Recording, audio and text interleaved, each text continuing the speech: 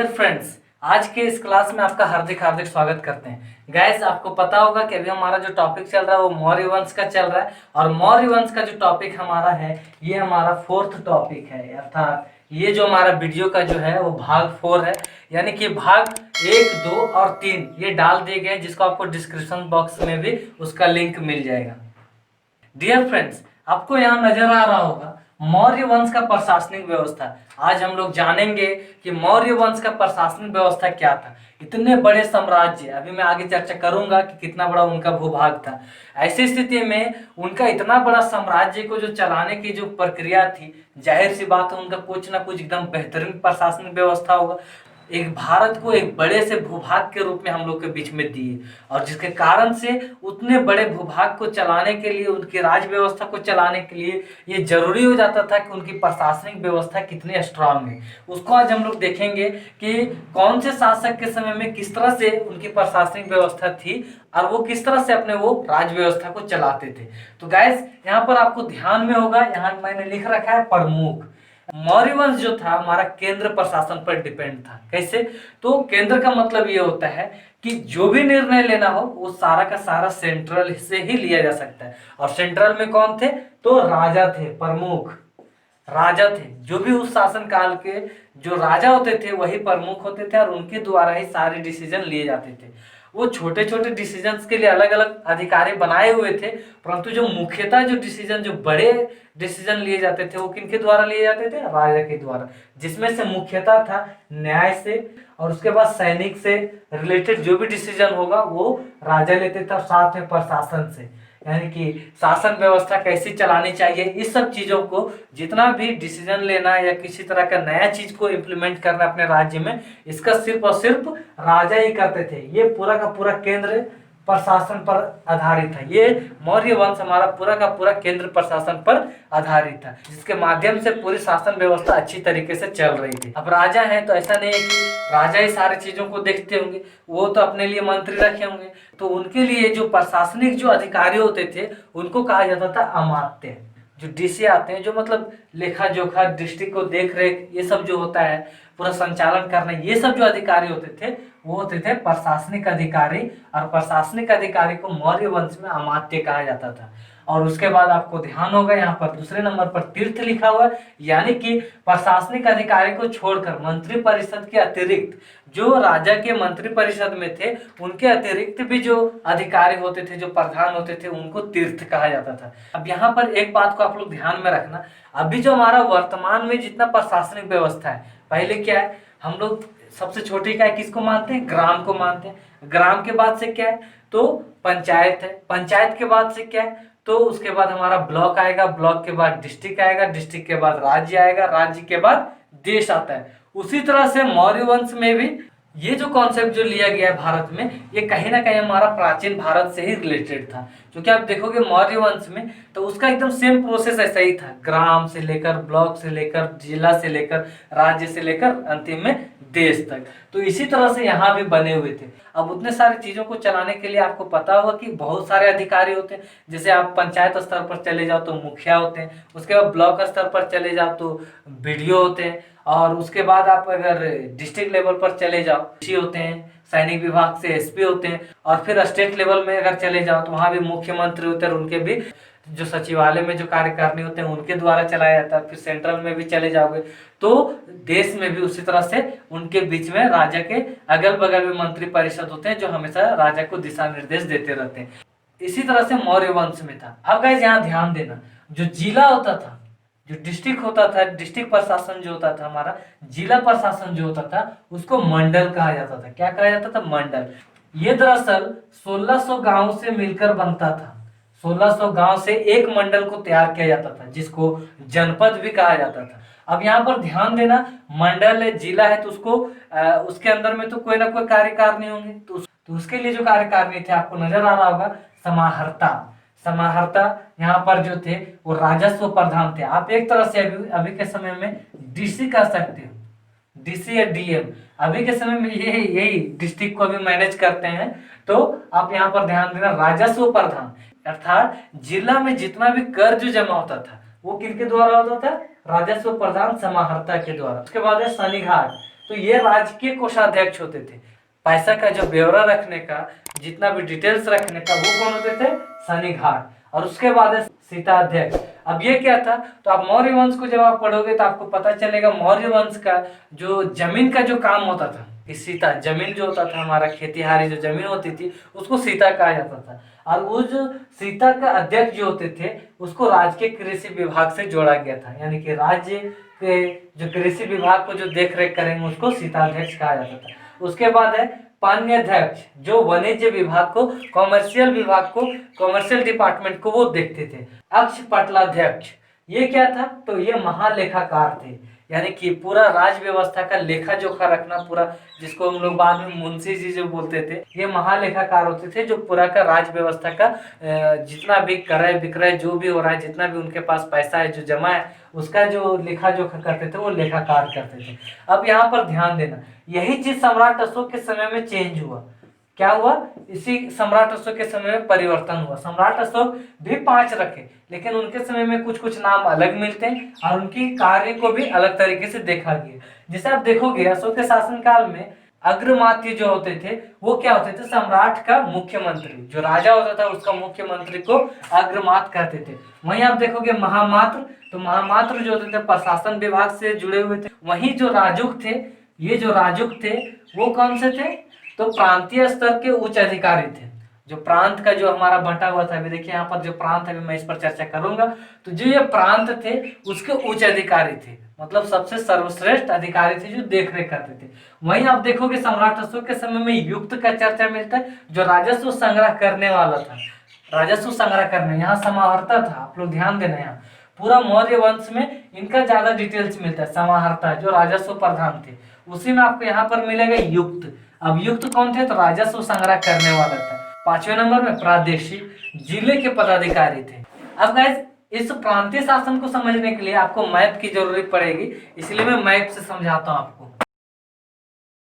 जब मौर्य वंश का साम्राज्य के बारे में आप जब देखोगे तो ये काबुल, अफगानिस्तान के भाग से इतना सा पूरा फैला हुआ, ये इधर से उड़ीसा होते हुए ये असम का कुछ भाग, और ये हमारा पूरा का पूरा ऐसे करके फैला हुआ था। तो इतने बड़े क्षेत्र में अब इतना बड़ा शासन चलाना है, तो गाइस आप लोग ध्यान देना, इसके लिए तो एक ही जगह से तो नहीं चलाया जा सकता था। तो इसको क्या किया गया था कि प्रांत में बांट दिए गए थे, प्रांत के अलग अलग राज विभाग को दिया गया था। आपको ध्यान होगा यहाँ पर मैंने लिखा है उत्तरापंथ। उत्तरापंथ यानी कि उत्तर की दिशा में, इस्लामाबाद के आसपास में आपको मिलेगा तक्षशिला, जहाँ पर एक विश्वविद्यालय भी है। तो वो उत्तरापंथ का हमारा राजधानी था। उसके बाद आप देखोगे दक्षिण के दिशा में, तो ये हमारा बेंगलुरु, ये बेंगलुरु जो है इसी क्षेत्र में आपका था स्वर्णगिरी। बेंगलुरु के क्षेत्र में ही स्वर्णगिरी था, अर्थात कि एक भाग इधर से था और एक भाग हमारा उधर से, साउथ में हमारा था स्वर्णगिरी। अब यहाँ पर ध्यान देना, उसके बाद आप देखोगे तो प्राची, पूर्वी पंथ, तो ये हमारा पूर्व दिशा में हुआ, ईस्ट में हुआ ये हमारा। तो ईस्ट में कौन सा था? पाटलिपुत्र। पाटलिपुत्र ये पूरा का पूरा साम्राज्य का सेंट्रल था, लेकिन पूर्व दिशा का भी यही देखरेख करता था, पूर्व दिशा का भी यही था। प्राची बोलिए या फिर पाटलिपुत्र हमारा जो राजधानी, जो अभी वर्तमान में पटना हो गया, ये हमारा पूर्व दिशा का था। वहीं आप देखोगे अवंती, यहाँ 4थे नंबर पर है अवंती। तो अवंती हमारा कहाँ पर है? तो इस क्षेत्र में, मध्य प्रदेश का क्षेत्र में, यहाँ पर भी एक उज्जैन, उज्जैन नामक स्थान आज भी है। तो इसी क्षेत्र में हमारा अवंती नामक स्थान था, जहां पर ये एक प्रांत बनाया गया था और उसकी प्रांत की राजधानी रखी गई थी। अब जो 5वां है वो है कलिंग। तो कलिंग कौन सा हो गया? तो हमारा कलिंग जो क्षेत्र था वो उड़ीसा का क्षेत्र में था। यहाँ पर आपको नजर आ रहा होगा कलिंग, बहुत ही छोटा लिखा हुआ, आप मैप में देख लेना। यहाँ पर उड़ीसा का क्षेत्र में कलिंग नामक स्थान है। तो ये कलिंग जो था, इसी का कलिंग की राजधानी तोसली थी, तोसली। और अभी यही उड़ीसा का नाम भी चेंज होकर ओडिशा हो गया। तो अभी आप लोग इसको ध्यान में रखना, ये जो थे ये प्रांत थे, जो 5 प्रांत थे और उसकी राजधानियां इस तरह से बांटी गई थी। अब गैस इतनी सारी प्रांत में बांटने के बाद, उनकी शासन व्यवस्था, उनके अधिकारी को बांटने के बाद, अब जो चर्चा करते हैं हम लोग वो करते हैं सैन्य विभाग की। तो सैन्य विभाग में अब जाहिर सी बात है, इतने सारे शासन व्यवस्था को चलाने के लिए सैनिक तो चाहिए ही ना। कभी भी युद्ध हो सकता है या उसको सैनिक के देखरेख में ही सारे कार्य किए जा सकते हैं। तो सैन्य विभाग जो थे इनके पास, वो थे कुछ पैदल सैनिक थे, कुछ घुड़सवार थे, कुछ हाथी पर सवार होकर लड़ते थे और कुछ रथ पर, जो आपको नजर आ रहा होगा। तो इसके माध्यम से वो पूरी शासन व्यवस्था चलाते थे। पैदल सैनिक होते थे, वो पैदल ही जाते थे और युद्ध करने के लिए वो लड़ते थे। उसके बाद जो थोड़े से स्ट्रांग होते थे, जो तलवार के बल पर लड़ सकते थे, घोड़े पर चढ़कर लड़ सकते थे, उसको घुड़सवार में रखा गया था। वहीं हाथी हाथी जो संचालित करके हाथी पर से जो लड़ते थे, भाला से फेंक फेंक के, लंबे लंबे भाले होते थे और उसी से वो मारते थे। हाथी पर चलते जाता था और उसको नीचे के दुश्मन को मारते थे। तो हाथी पर भी इस तरह का सैनिक रखे गए थे। साथ में रथ, तो आपको पता होगा कि रथ का बहुत ज्यादा अजात शत्रु के समय में भी चला था। इसी में से मैं कुछ यूनानी राइटर जो होते हैं वो कहते हैं कि मौर्य वंश में 6 लाख सैनिक थे, जिसके माध्यम से वो पूरा का पूरा भारत को रौंद दिए थे। पूरा भारत को जीतने का श्रेय उनका सैनिक बल भी कहीं ना कहीं था। अब गाइस यहाँ ध्यान देना, सैनिक है तो इंटेलिजेंस ब्यूरो तो रखना होगा ना। इंटेलिजेंस ब्यूरो, अभी जो हम लोग वर्तमान में जो इंटेलिजेंस ब्यूरो जो बोलते हैं या रॉ जिसको बोलते हैं, तो वो जो थे गुप्तचर विभाग यहाँ पर थे। तो गुप्तचरों को क्या कहा जाता था? गुड़ पुरुष। क्या कहा जाता था? गुड़ पुरुष। और साथ में इसको भी 2 भाग में बांटा गया था, एक संस्था और दूसरा संचार। जैसे आप संस्था में इस तरह से समझो, जो ऑफिस में काम करने वाले अस्थायी रूप से, उस गुप्तचर को कहा जाता था संस्था। वही संचार के अगर आप ले लोगे तो संचार जो होते थे वो घूम घूम के पूरा इंटेलिजेंस ब्यूरो अपना दिमाग लगा के पूरा गुप्तचर करते थे कि राजा के खिलाफ में कौन सा षड्यंत्र चल रहा है या फिर राज्य में क्या समस्या है। इन सारी बातों को जो गुप्तचर होते थे वो संचार करते थे, ये बाहर में घूम घूम के पता करते थे। अब गाइस यहाँ ध्यान देना, न्यायपालिका अब इतनी बड़ी शासन व्यवस्था को चलाना है तो जाहिर सी बात है कुछ ना कुछ क्राइम होंगे, कुछ धोखाधड़ी होंगे। तो ऐसी स्थिति में क्या हुआ, न्यायपालिका भी बनाया गया था। जो सेंट्रल में जो न्यायपालिका थी उसका तो ध्यान में रखते ही थे राजा, लेकिन जो नीचे तब्के में होती थी उसको भी बांटा गया था। और उसमें भी जो कोर्ट होता था, जो उस वक्त की जो न्यायपालिका होती थी, जो कोर्ट होती थी, उसको 2 भागों में बांटा गया था। कौन कौन से भागों में? तो आपको यहाँ नजर आ रहा होगा, एक था धर्म स्थायी और दूसरा था कंटक शोधन। पहला जो था धर्म स्थायी, उसमें क्या था, दीवानी मामलों को सॉल्व किया जाता था। जैसे कि जमीनी मामलों को, ये दीवानी जो होते थे उसके लिए जो मामले जो आते थे वो ज्यादातर जमीन वगैरह से रिलेटेड होते हैं, जिसमें क्रिमिनल केसेस नहीं आते थे। लेकिन इसका जो है फौजदारी, तो फौजदारी में क्रिमिनल केसेस आते थे। जैसे कि किसी की हत्या हो गई या किसी को मार दिया गया, किसी का हाथ काट दिया गया, किसी को ज्यादा पीटा गया, ये सब जो क्रिमिनल केसेस जो होते थे वो फौजदारी में चले जाते थे। वहीं आप दीवानी में चले जाओगे तो आपको ज्यादातर ये जमीन उमीन का जो केसेस होता था उसको ये सॉल्व करते थे। आज भी इसी के माध्यम से हमारा कोर्ट मिलता है। आप किसी भी कोर्ट में चले जाओ तो कोर्ट को 2 भाग में बांटा हुआ मिलेगा। डिस्ट्रिक्ट कोर्ट में आप चले जाओ तो कोर्ट को 2 भागों में बांटा हुआ मिलेगा। पहला जो सेक्शन होगा वो इसी तरह से मामले को सॉल्व करते हैं और दूसरा होता है क्रिमिनल केसेस को सॉल्व करने के लिए अलग कोर्ट होता है। तो इस तरह से 2 भाग में आज भी बांटा गया है। तो अब गाइस यहाँ पर ध्यान देना, इतना सारा है, न्यायपालिका है, तो नगर, आपको पता होगा कि द्वितीय नगरीकरण के बारे में हम लोग पढ़ रहे हैं मौर्य वंश में। नगर थे बहुत सारे, यानी कि कुछ कुछ ऐसे भी बड़े शहर थे जिसको स्पेशली देख रेख के लिए अलग से समितियां बनाई गई थी। उन प्रमुख को, नगर के जो प्रमुख होते थे उनको नागरिक कहा जाता था और नागरिक के देख रेख में 6 समिति बनाई गई थी जो पूरा नगर को संचालित करते थे, देखते थे। और ये बात जो बोलते हैं ये मेगास्थनीज के द्वारा ये लिखा गया है कि 6 समितियां बनाई गई थी स्पेशली नगर प्रशासन के लिए। पहला जो समिति थी वो थी औद्योगिक, यानी कि फैक्ट्रीज वगैरह को देख रेख करना, जो निर्माण होते थे, वस्त्र वगैरह जो निर्माण होते थे उसको देख रेख करना। दूसरा था विदेशियों की देखभाल, यानी कि जो फॉरेनर जो आते थे हमारे इस मगध साम्राज्य में, उसको देखभाल करने के लिए अलग समिति थी। साथ में तीसरा जो था वो जनगणना समिति था, जो पंजीकृत करता था, जन्म मृत्यु सारी चीजों का जो डाटा रखता था, वो जनगणना समिति थी। चौथा जो था हमारा व्यापार, तो व्यापार जितना भी हमारा कृषि वगैरह होता था, खरीद बिक्री जो होता था, वो हमारा व्यापार समिति देख रेख करता था। और वाणिज्य समिति, ये दोनों के दोनों एक ही है, व्यापार या वाणिज्य, कॉमर्शियल मामलों को ये सब देखते थे ये समितियां। काला बाजारी, ये मौर्य वंश का सबसे इंपॉर्टेंट पार्ट था। काला बाजारी में ये ध्यान में रखा जाता था कि राजा के साथ में कोई भी टैक्स में चोरी नहीं कर सके, अगर चोरी करता था तो उसको मृत्यु दंड भी दिया जाता था। अब गाइस यहाँ देखना, बिक्री, छठा जो था हमारा बिक्री कर, यानी कि जो बिक्री करने का जो टैक्स जो लगता था उस पर भी एक समिति बनाई गई थी जो ये फिक्स करता था कि कितना कितना इसका MRP वगैरह होना चाहिए। अब जो उनका राजस्व जो जमा करने की जो प्रक्रिया थी, जो कर जमा, टैक्स जमा करने की जो प्रक्रिया थी, वो इस तरह से थे, आपको नजर आ रहा होगा राजस्व जमा। वो कैसे जमा करते थे? तो सबसे पहले जो नीचे तख्ते पर था वो था संग्रहण। संग्रहण जो होते थे वो 10 गांव को मिलाकर एक संग्रहण बनाया जाता था। वहीं आप देखोगे इससे थोड़ा सा ऊपर जाओगे तो खरवीट। खरवीट जो था वो 200 गांवों का एक साथ कर जमा कर रखता था अपने पास, खरवीट। और उसके बाद खरवीट के बाद थोड़ा सा ऊपर जाओगे तो द्रोणमुख, ये नजर आ रहा होगा द्रोणमुख, जो 400 गांवों का मालिक था और वो 400 गांवों से अपना टैक्स को जमा करके अपने पास रखता था और फिर वो आगे ट्रांसफर करता था। तो किनके पास ट्रांसफर करता था? तो स्थानीय के पास, जो 800 गांवों का मालिक था। कितने गांवों की मालिक था वो? 800 गांवों का। और उनके द्वारा, स्थानीय के द्वारा 800 गांवों के द्वारा टैक्स लेकर वो देते थे किनको? तो जनपद में जमा करते थे।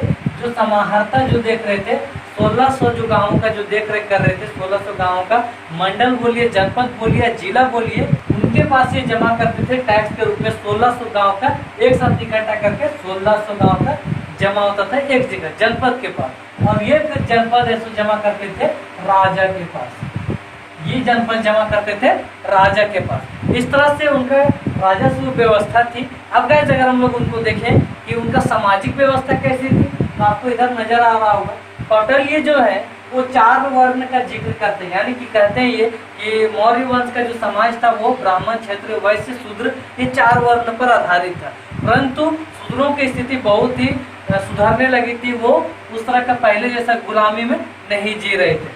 और साथ में ये भी कहते हैं कि दास प्रथा का प्रमाण मिलता है, यानी कि शूद्रों को वहाँ भी दास बनाया गया था। कुछ कुछ ऐसे तबके के लोग जो थे वो दास थे। परंतु वहीं आप देखोगे यूनानी राइटर जो मेगास्थनीज जो है वो इस बात को जिक्र करते हैं कि यहाँ पर 4 वर्ण नहीं बल्कि 7 वर्ण थे। 7 वर्ण थे और उसको वो अलग तरीके से विभाजित किया। अभी मैं आगे चर्चा करूँगा। और साथ में ये भी बोलते हैं मेगास्थनीज कि दास का कोई प्रमाण नहीं।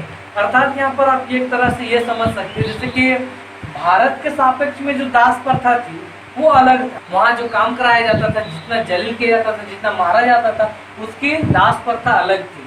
और उस चीज को देखते हुए यहाँ पर कम हो गया था। मतलब मौर्य वंश में शूद्रों की उत्थान होना शुरू हुए थे, जिसके कारण से यहाँ पर कम हो गया था। और इसलिए मेगास्थनीज इस बात को जिक्र करते हैं कि यहाँ पर दास प्रथा नहीं थी, परंतु थोड़ा बहुत तो मिलता ही है। उसके बाद गैस यहाँ देखना 7 वर्ण। तो 7 वर्ण कौन कौन थे मेगास्थनीज के अनुसार से? पहला जो थे वो थे दार्शनिक, जो बुद्धिजीवी वर्ग में जो आते थे वो।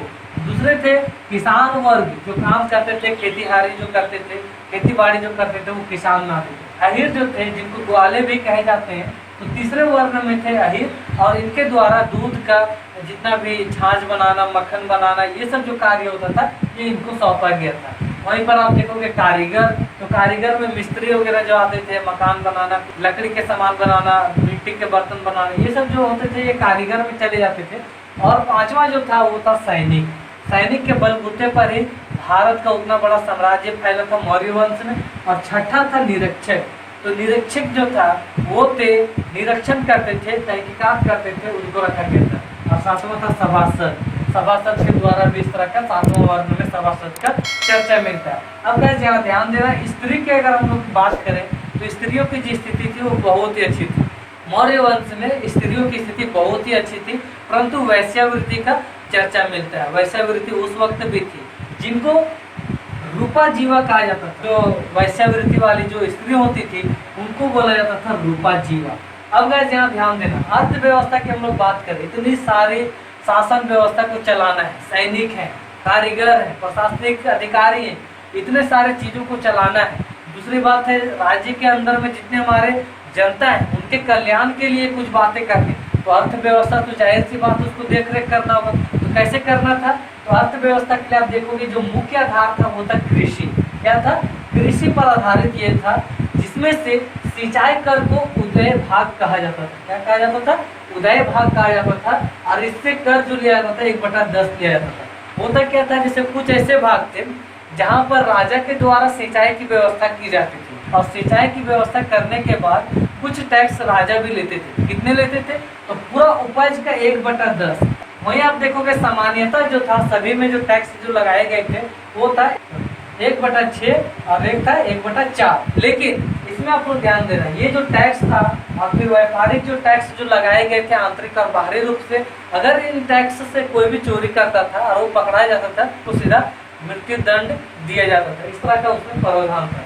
व्यापार जो था वो आंतरिक और बाहरी दोनों किए जाते थे। आंतरिक के लिए सिक्के का ज्यादा प्रचलन तो नहीं मिलता, लेकिन बाहरी का जो व्यापार करते थे उसमें सिक्के का प्रचलन बहुत ज्यादा मिलता है।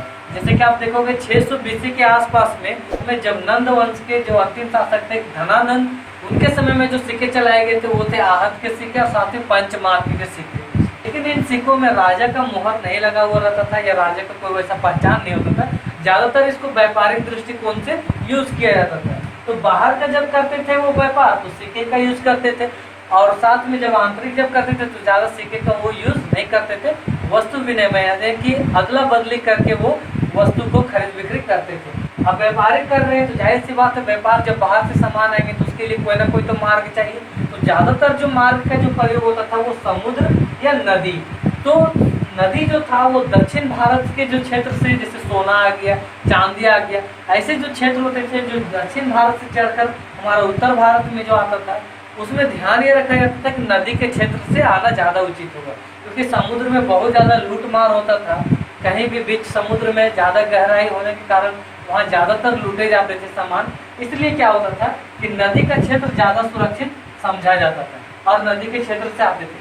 परंतु जैसे यूनान वगैरह से जो व्यापार होता था उसमें ज्यादातर जो प्रयोग होता था वो क्या होता था, समुद्र के प्रयोग से किए जाते थे।